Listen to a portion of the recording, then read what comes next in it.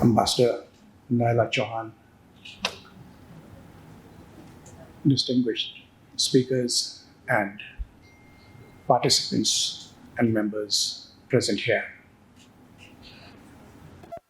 After the passionate appeal by young Dr. Gilani and the intellectual discourse by Dr. Majid, the onus is now on me to talk about the Modi Hindutva nexus and the struggle of Kashmir, which is the main parameter for this discussion. And I have been asked to speak on the impact of Hindutva on Indian atrocities in Kashmir. Ladies and gentlemen, my book, Rising Hindutva and its Impact on the Region. Incidentally, I've authored 12 books, and many people ask me why 12, because somebody told me it's cheaper by the dozen. This is the only book for which I have recovered the cost of printing. And the reason is that it was launched on the 20th of February 2019, which is an ominous date. It was 6 days after the Pulwama incident and 6 days before the operation carried out by the Indians, the so-called surgical strike, and February 27th, Operation Swift Retort, in which we gave them a befitting reply. In this particular book, in the chapter in Impact on the Internal Affairs of India, I have dedicated a number of pages to the impact of Hindutva on the Kashmiri freedoms. So it makes it imperative for me to very briefly, I'm sure by now, Hindutva is a household word. But when I was writing this book, my friends, and one of them is sitting here, Admiral Haroon, who's probably going to speak in a little while, and has served as the naval attaché in India, they were a little skeptical. And some ill-informed friends even asked me, what is this word Hindutva? What kind of joke are you writing? But unfortunately, Hindutva is a reality which has come to haunt us, which has come to haunt India, which has come to haunt the entire region. So very briefly, Savarkar, who wrote his book Hindutva in 1921, made it very clear that in Hindustan, those who fail the test of having a common fatherland or holy land or Hindudom are but communities. They are numerical minorities who do not deserve any privileges. So, young Gilani, this is the case not just with the Kashmiris, but unfortunately now that Modi has been empowered, and he feels rightly so from his point of view, because he took the illegal action on the 5th of August 2019 of abrogating Article 370 and 35A and amalgamated Indian occupied Kashmir and Ladakh into the Indian territory. Apart from a few whimpers from Pakistan, the world, by and large, kept quiet. And Modi has felt strong enough, empowered enough to ensure that all the minorities of India, they are downtrodden and they are trampled. And by the definition which he just gave, they are no longer considered as Indians, but they are considered as minorities, and as such, they do not deserve the rights of citizenship. Of course, this was followed by the NCR and the CAA. I'll not go into those details. But Savarkar was succeeded by Keshav Hedgewar. The essence of what he said was, oppose the three enemies of that time: the emergence of socialism, the fear of Muslim domination of the country, that is India, and the revolt of the lower castes and the attendant disruption of the Varna Sharma Dharma, that is the Vedic system of the goals of life. And mind you, this was way before Pakistan came into being. And Hedgewar gave way to an even greater fanatic, Madhav Sadishav Golwalkar, whose book, Bunch of Thoughts, he says, everyone born within the territory of India is not a nationalist. The nation is defined by a common culture, rather, read, religion. Unfortunately, even in their own religion, that is Hinduism, they have the hated caste system. And the Dalit, who are the lowest of the lowest, are treated with the same hatred, venom, and enmity. But let's come back to Kashmir. Hassam mentioned a couple of figures. And Kashmir continues to bleed because of various reasons. But to throw some statistics at you, the All Parties Hurriyat Conference released 2 years back a consolidated report on the atrocities carried out by the security forces in Indian occupied Kashmir. According to the report, and mind you, this report is 2 years old, Indian forces in their anti-freedom operation massacred 95,238 Kashmiris, including 7,120 in custody. And this figure is since January 1989, when the Kashmiris picked up the gun. They were tired of waiting for the United Nations resolutions. They were tired of waiting for Pakistan. They were tired of waiting for anyone else. And they thought to take the matters in their own hand. But it was crushed with brute force. And an alarming statistic in the report is that the troops molested 11,107 women. However, independent human rights activists claim that this figure is not even 10% of the actual number because many women hide the fact that they were raped due to fear of being castigated by society. So, ladies and gentlemen, and with an apology to the ladies who are present here, I do not want to utter anything to hurt your feelings, but this is a bare fact. That rape is being used as a weapon of war in the illegally Indian occupied Kashmir. A former army major, SP Sinha, called for the mass rape of Kashmiri women on Indian television. A short video from the news program floated on the internet and sparked fury on social media. And mind you, JP Sinha is a serving BJP official who joined the party in 2013. Unfortunately, JP Sinha did not get this pearl of wisdom on his own. The founder of Hindutva, I just mentioned, Savarkar, he promoted rape as a political weapon. And he writes, and which is being followed, unfortunately, by the Modi regime, which has been in power since 2014 and continues to do so with impunity.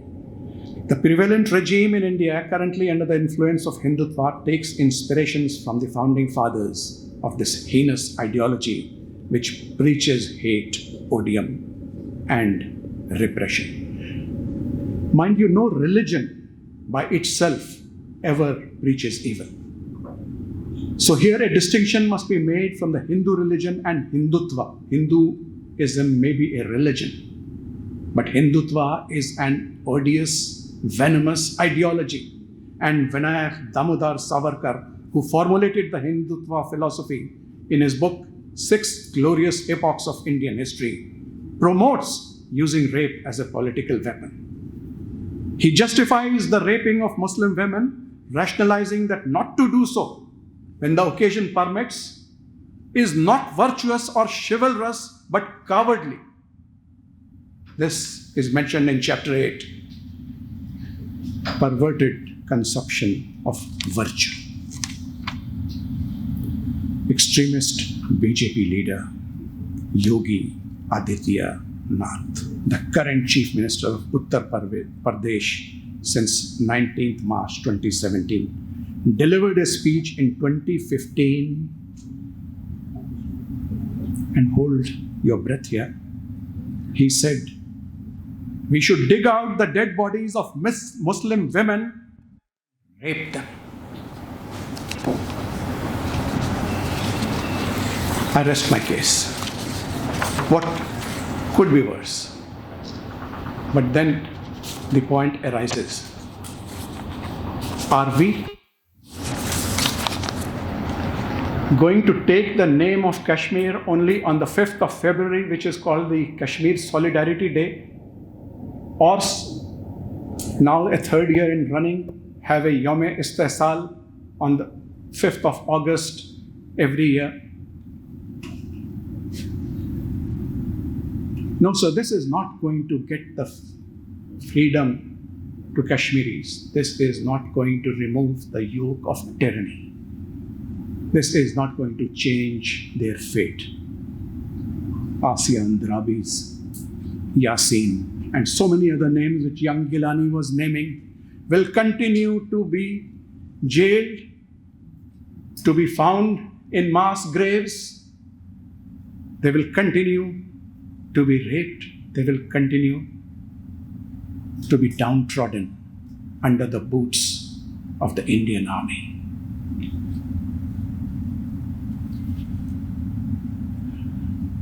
The former president of Azad Jammu and Kashmir, former ambassador Masood Khan, had disclosed that the Kashmiris are using chemical weapons.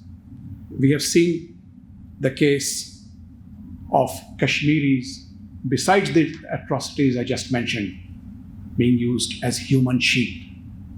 We saw Farooq Dar, who was tied to the bonnet of a jeep, and he was driven around the roads of Srinagar by a Major Nitin Gogoi. In any other civilized society, this case under the charges of the worst cases of human rights. But no, the then Indian chief, Bipin Rawat, called the young major and gave him a commendation certificate. But of course, there is justice somewhere. Bipin Rawat had also claimed one day that we will have to change the DNA of the Kashmiris to make them subservient. One fine day, Bipin Rawat and his wife and his so many associates died in a horrible helicopter crash. Their bodies were so badly mangled that they had to carry out a DNA test to find out which was the body of Bipin Rawat and which of his wife and which of... So that's providence. But the Kashmiris have been waiting far too long for providence, for Pakistan, for United Nations and so on. So what do we do? At the height of the Kargil crisis, at that time, I was officer to Air Chief Marshal P.Q. Mehdi, who visited China along with the Prime Minister to sign a joint venture contract for the JF-17 Thunder. And I remember the Chinese president told our Prime Minister, because Kargil was at its height, and he said, why don't you Build yourselves up economically, militarily, and socially. Take our case. Taiwan is ours. It is an illegal country which is supported by so many others, but it happens to be a part of mainland China. We can take Taiwan by force any day we like, but we will not do so because we will build ourselves economically, politically, and militarily. That one day Taiwan will fall in our lap. Of course, the similarity is not there because the Taiwanese are not being oppressed like the Kashmiris are. But there was a lesson in it. I wish we had listened then. I wish we listen now. Nancy Pelosi landed in Taiwan the other day, provoking the Chinese, despite the fact that the Chinese had said that she is crossing a red line. But what did they do? Did they fire a missile to bring down her aircraft? Did they send their forces to capture Taiwan? No. They are taking diplomatic actions. They are taking actions which will make sure that revenge is brought about and the Chinese viewpoint will succeed. What I'm trying to say is that we have to build on people who carry out, who are going to speak the truth, the narrative which needs to be told. Just by holding seminars, no, I must commend young Hasham, you've done a good job. This is a terrific gathering, a lot of people, speakers coming after me. I'm sorry, I'm digressing a little bit and taking a little bit extra time, but just bear with me a few more moments. We need to do much more. You see, we have friends, but we have to look for them and we have to make sure that they speak about it. In my book here, on page 265, I mention the US Assistant Secretary of State Department, Robin Ruffel, who, by the way, was the wife once upon a time of Ambassador Ruffel, who died in the plane crash with Ziaul Haq. She gave a statement in a background briefing and said, I quote, "As I said, we view Kashmir as a disputed territory. We do not recognize that instrument of accession as meaning that Kashmir is forevermore an integral part of India. And there are many issues at play in that time frame, as we all here know. There is no permanent enemy as far as foreign affairs are concerned." The point I'm trying to make it, that a person of this level in a background briefing speaks the language which supports the Kashmiri cause, but have we exploited it? A little while back, George Galloway, former British MP, was invited, and thank God at Karachi, but his speech was limited to Karachi. And he said, Modi is a threat to India's survival. He said Pakistan needs to help the Kashmiris get the information out of the occupied territory. We have to step up the information campaign that establishes Modi as a firm believer in ethno-religious supremacist ideology, another name for Hindutva. We need to show the world what is happening in Kashmir by telling the stories of ordinary Kashmiris suffering at the hands of Indian forces. We need to reach out to the West, who still think Kashmir is a scarf or a shawl. Now, these are ominous words, and these are friends of Kashmiris. So what we need to do, ladies and gentlemen, and I'm pleased to see quite a lot of the youth over here. Please do not wait for our foreign office. Do not wait for the government Please do not wait for our army. The onus lies now with you. You have the most potent weapon in your hands, the social media. Please pull out the correct narrative and spread it into the world. Unless we do that, unless the narrative of the oppressed people of India, unless the narrative of the oppressed Kashmiris is dispersed into the right hands, I'm afraid we will continue having seminars, we will continue having rallies, but the Kashmiris will continue their suffering. May Allah be with you.